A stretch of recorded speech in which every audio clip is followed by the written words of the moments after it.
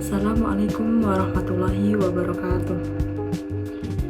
Perkenalkan, saya Salma Khotrunada dari Prodi Hukum Ekonomi Syariah semester 5 kelas A. Jadi di sini saya akan menjawab soal pada bab kedudukan kholik dan makhluk pada mata kuliah Aswajidu. Langsung saja pada soal yang pertama, yaitu jelaskan maksud dari makam kholik dan makam makhluk. Jadi secara ringkas dan sederhana dapat dipahami bahwa Al-Khaliq adalah pencipta dan penentu segalanya. Dia adalah satu-satunya yang dapat mendatangkan manfaat dan juga madarat, yang menghidupkan dan mematikan, dan tidak ada satupun makhluk yang sama dengannya.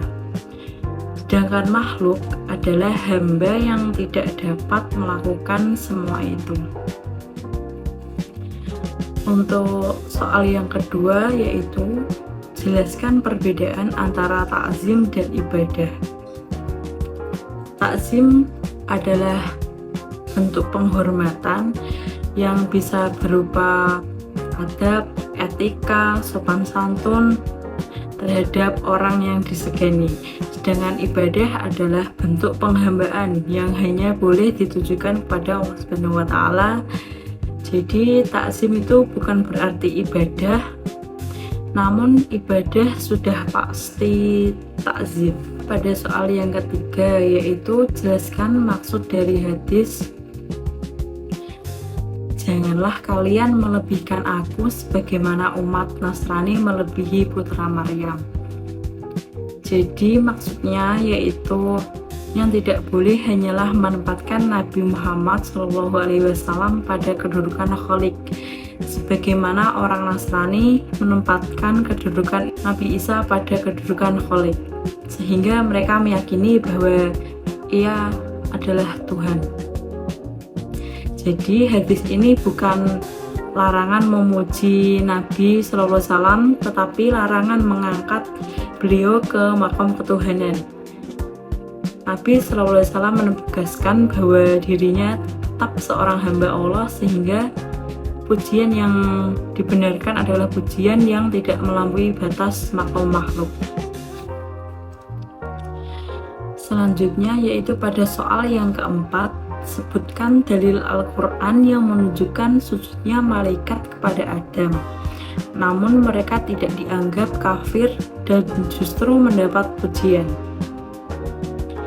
Yaitu yang pertama pada surat Al-Isra ayat 62, dan ingatlah tatkala kami berkata pada malaikat bersujudlah kepada Adam, maka mereka bersujud kecuali iblis.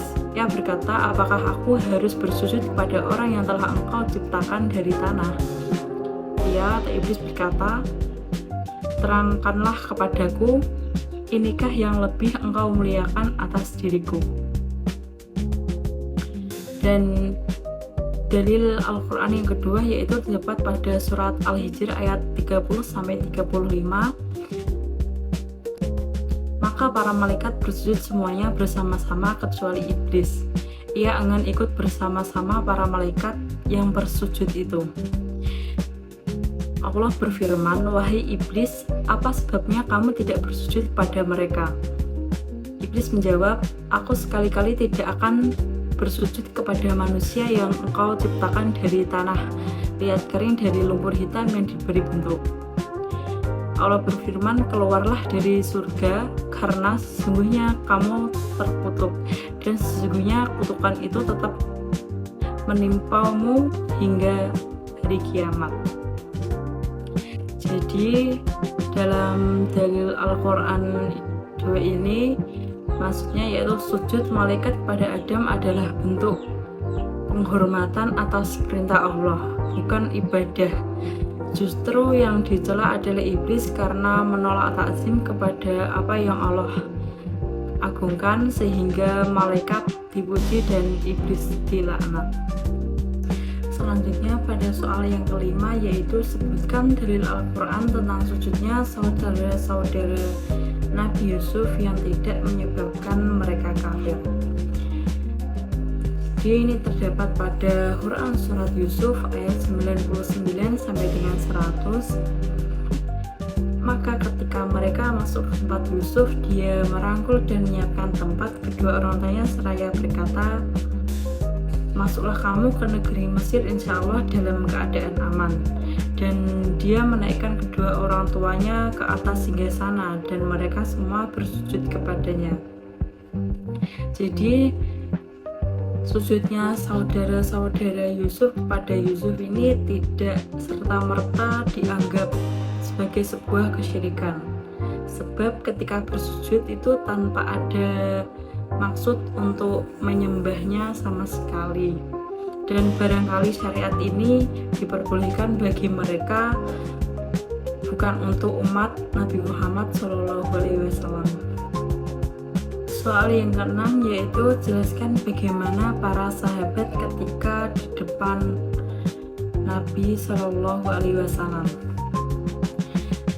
Jadi di dalam kitab-kitab hadis yang banyak sekali dijumpai riwayat dari para sahabat bagaimana mereka mengagungkan Nabi.